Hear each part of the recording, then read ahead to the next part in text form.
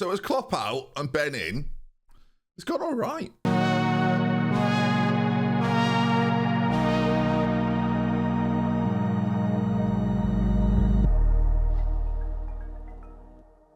Folks, and welcome back to Klopp Out with me, DoctorBenjy FM. Good to see you. I hope I find you very well. Now, there is lots to talk about in regards to this save. We've played quite a few matches since we last met, so let's run you through the highlights of the games you've missed. So our last few games were against Manchester United and Celtic, 2 good back-to-back wins, both in the Premier League and the League, and we followed that up with a 2-1 win over Wolves. Luis Diaz at the double, the second of which was the winner. A lovely goal from him. We then played Tottenham, and after a really good Trent Alexander-Arnold goal, it was a late Tottenham surge that got them a 2-1 victory away at White Hart Lane, or Tottenham Hotspur Stadium, or what do they call it now? Before the Merseyside derby, we didn't do it as a video in the first half of the season, so we may well do it in the second half, but it was a 6-1 win, a Mo Salah hat-trick, as you're seeing there then. One of the easier hat-tricks he'll probably score, lots of close-range finishes, but a 6-1 win, always enjoyable. And then Brentford in the league as well. Darwin Núñez at the double, 2 goals in 3 minutes, got us a 2-0 victory.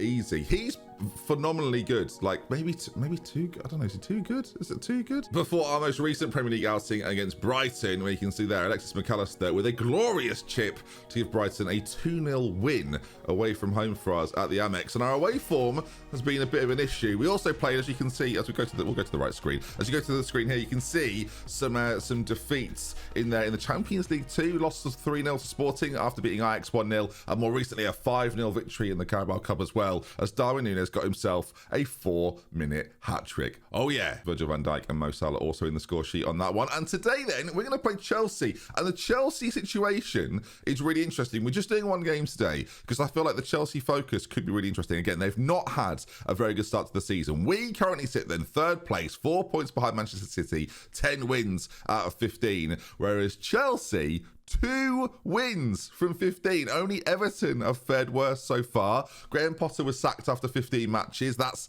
done, and that's all comps as well. So Chelsea's league season so far and Champions League season, how are they doing in their group? They're out. They're into the Europa League. So it's gone about as badly as it possibly could have gone for Chelsea. And yeah, as I say, they've sacked the manager. Who's in charge now, you might be wondering?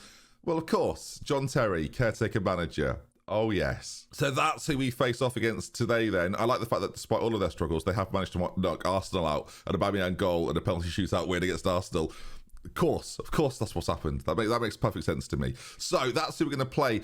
The XG table sort of tells a similar story. Like we are, and the top boys really, other than maybe Crystal Palace, I think it is, deserve to be where they are right now. If I can actually find the, what am I doing here? The XG table it sits here. Wait, if you put the hang on, we're just doing some Football Manager feature workings out. If I get rid of that there, does it? Can I no longer ask for it? I guess I've already got it, haven't I? That makes sense. Learning things about, well, I'm learning things that were in the game last year. That's what's happening. But yeah, we should be around 2nd or 3rd, right? So the top 4 is as you'd expect. Palace performing way above expectations, but it's Chelsea again. The story they should be 13th, but should be 13th. With the squad at Chelsea's disposal, you have to wonder what's going on, and hopefully we can take full advantage of that as we play them today. As far as things stand for us, then 19 goals in 16 starts for Darwin Núñez. He's got 13 and 14 in the league so far this year. Not quite as good as Cristiano Ronaldo or Erling Haaland. Haaland has, what is it, 19 and 15?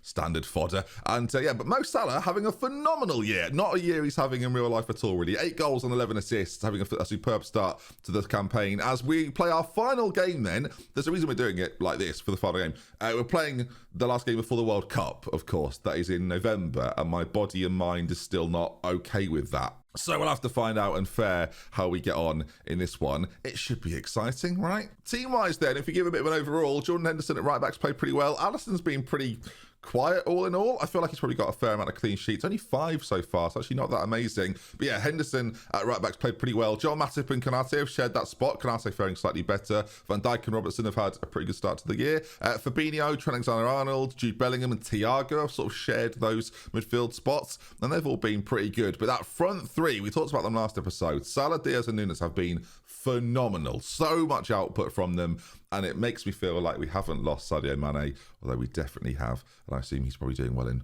Germany. Right, let's play Chelsea, and let's see if these boys can keep it going. We're a little bit tired, but so are they, and we're going to make sure we get the win before we break for the World Cup. So this is the sort of game that if you don't win, you're left thinking about for the entire summer, and yes, you can see from all the exclamation points, there's fear there. We're going to start on our attacking mentality. I mentioned before that our away form was something of a concern. We'll just bring it up so we can show you. Oh, the XG table's there now.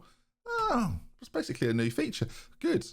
Home record, very good. Unbeaten so far, 7 games, no defeats. Away record, as I touched on a moment ago, 3 defeats in there to Brighton, Tottenham and Manchester City. That might be the thing that costs us. Our goal difference, a -1 in those games. You can just see how strong City are by comparison. Whereas the home games, really dominant. And this is a home game. How's Chelsea's away form looking at the moment? Not good. In fact, they've not won away from home this season.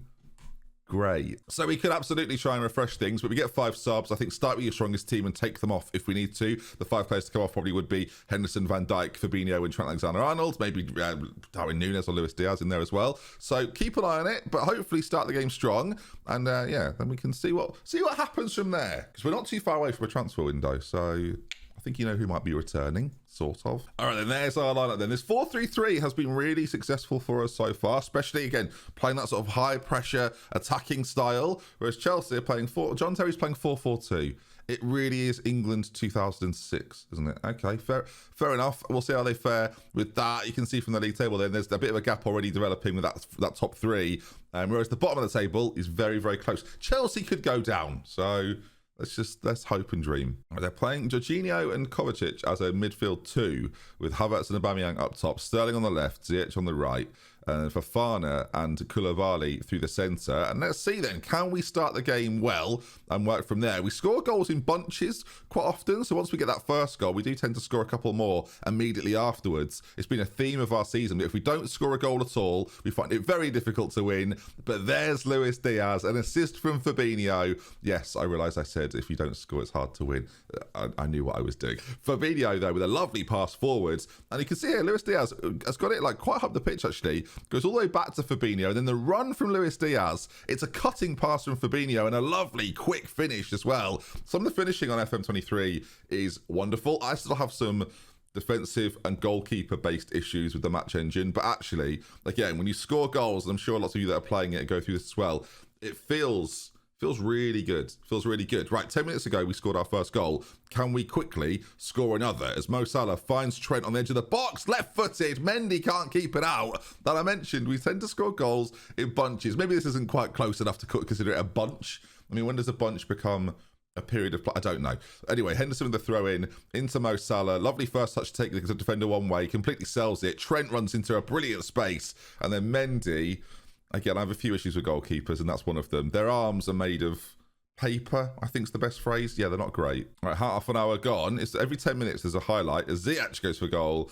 But yeah, nothing forthcoming. And Chelsea have got some real problems. Like, there's a world, I think, where if we win the league this year and sort of complete that element of it, and Chelsea go down, I'm taking over. I'm taking Chelsea in the Championship, and I'm seeing what I can do. And I don't know, maybe I'll make it a homegrown challenge or something. As Salah has got them on toast. There's Darwin Núñez. I knew what was coming. Mendy was sat down. He couldn't keep it out. It's his 20th goal of the season. And I think any Liverpool fan would say that if he'd done that in real life, or looked close to doing that in real life, that would be a pretty remarkable start to his Liverpool career. And that's why Klopp had to leave and why I had to step up and take over, because quite clearly, I'm the man for the job. Lovely finish from Darwin Núñez at the near post. And 3-0 after half an hour. What's going to happen on 40 minutes? It does feel like highlights are happening every 10. So I'm fascinated to see what comes next. In fact, if it does come in 10 minutes. Right, so every 10 minutes there is a highlight. It feels like that might actually be a thing. Joel, have we discovered something? Joel Matip, lovely switch of play. That's one of the new things in FM this year that I'm really enjoying. The switches of play don't only happen regularly, but feel pretty natural. I think that's what I would like. If someone said to me, describe the match engine in a word, I would probably say natural. It feels far more natural. Not perfect. I'm not saying it's the best match engine of all time, and I understand people probably have frustrations with it, but it does feel a lot more free-flowing and a lot more natural, and I think that's probably the goal by the guys at Football Manager, as Mo Salah has given the ball away. That's not very natural. Wins it back though straight away. Lovely ball into Fabinho, and it might have pulled around some of those Chelsea defenders. Luis Diaz finds Salah again. He's unmarkable. It's a goal. Now, I don't know if it's going to count. I think it will count, but we'll take a closer look at it. He may have just strayed offside, but this could be another 10 minutes goal. This could be a goal. Checking the goal review, and it's been awarded. So 40 minutes. I'm glad we're doing it as a video. 40 minutes in, we are up good. Great switch of play from Luis Diaz. There's Mo Salah. Great first touch. And again, Mendy. Ooh, you might want him to do better, but we'll take it. 4-0. And a goal. 11, 21, 31, 40. I mean, obviously no more highlights until 50, right? So there we are. Half time then, a really, really dominant performance. The 4-4-2 of Chelsea. I mean, you're looking at that heat map there. Well, I don't know why we can't make this bigger, but what? Oh, that's the view Chelsea. But yeah, that's worrisome. If I were them, they are all over the place. Yeah, that is actually. If you're a Chelsea manager here, you are worried. Their pass completion's not like horrendous. Actually, no, it's not. There's there are problems there. Havertz has gone off. They brought Brozier on. They've already made their halftime substitution. They could have bought every single player off, I think. Whereas on our side of things, I'm very happy. We talked about keeping players fresh and able. I guess we probably do that. Thing is, we're in such cruise control. I feel like if we make subs, it inevitably just ends the game. Everyone's in like relatively similar levels of fitness, so we'll see who drops off first and then make decisions based on that. But so far, so good. And I don't think we're going to concede 5 in this second half. So it might even be game 1. Interesting though, isn't it, that Jude Bellingham on like a 6.7, 6.8 playing as a deep lane playmaker, because again, we've sort of changed it up with him and Thiago, switching out that role. It hasn't really clicked for him in this game so far. We're just going to bring Thiago on and see if he has a bit more influence playing essentially the same role. So 4-0 up.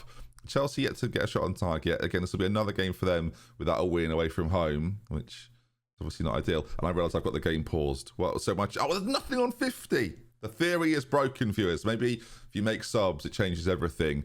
As I think Jude Bellingham, by the way, fitness-wise, was one of the players I absolutely didn't need to take off. But I was more curious to see how Thiago would feature. But immediately, yes, Salah's touch wasn't great, but the pass from Thiago, playmakers, deeper lying playmakers this year, I think, are super effective in the match engine. It obviously depends if you've got the likes of Mo Salah maybe running onto the ball. But yeah, I'm really excited because I think the playmakers in recent years, either advanced or deep lying, have been a little bit underwhelming. And if we're seeing a lot more of this type of stuff from players like Thiago, then it makes those players far more viable in the match engine this year, rather than just needing like really high, aggressive, pacey, tall midfielders to make sure you've got a chance. As I've got some issues with goalkeepers.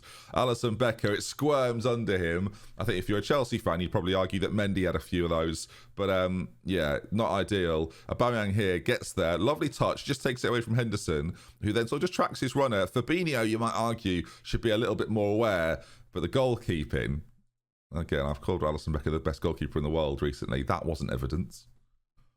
All right, 20 minutes to go. We've got subs to make. So I think Thomas Lemar on for Diaz makes sense. You can see Nunes and Van Dijk are struggling. So that seems like 2 obvious changes. Luis Suarez and Joe Gomez are going to come on for me. So yeah, we're just going to try and keep things a little fresher. Again, I feel like us throwing the game away from here seems unlikely. And again, that sort of that impetus of pace and fitness might help us out a little bit. Then again, I've brought on Luis Suarez, so who knows what might happen.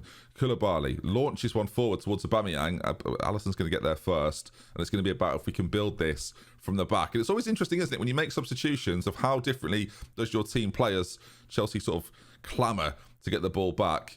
And yeah, and how different that can be. Again, roles are huge in FM this year. Like, they've always been massive, but I feel like this year, the way the match engine operates and with the way players move into space and cover space, it feels a lot more intuitive. I'm actually a big fan of the match engine. Again, I know not everyone is, but I really am. I think the way it's a lot more natural is better. I have a lot of issues with Football Manager. I've done a video with Work the Space, Zealand and Nalujo. It's recorded, it's been edited at the moment, and it's coming soon as Salah goes close.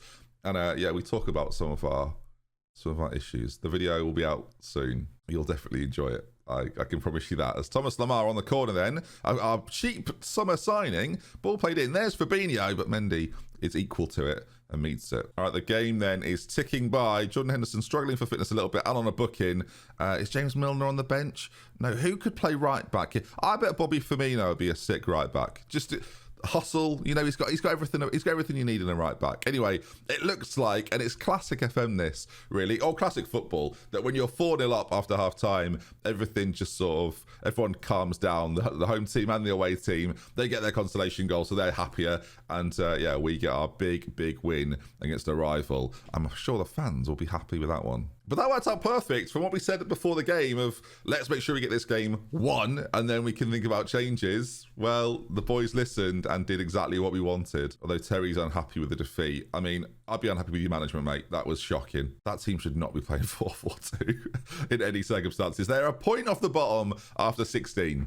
Need I say more? There's games going on. In fact, let's see where they finish. Very quick, just to end off the video, let's see where they finish after we play through the Saturday fixtures on the Sunday ones as well. Where will Chelsea finish before the World Cup break? All right, we know because none of the teams down the bottom play again, but with the point that Everton got, and I think Fulham beat Arsenal, Chelsea are in the bottom 3, 16 games in. That then is going to conclude today's episode. We'll be back after the World Cup towards that January period, probably to play the likes of Leicester and Manchester United, just as we decide what our transfer policy for January is going to be. We don't have a huge amount of money to spend. In fact, we don't have any money to spend, but the balance is looking good. They could maybe give us a bit of money, and we may even let some players leave in hopes of refreshing the squad. So take care. I'll see you soon, and we love with care. Goodbye. Have fun.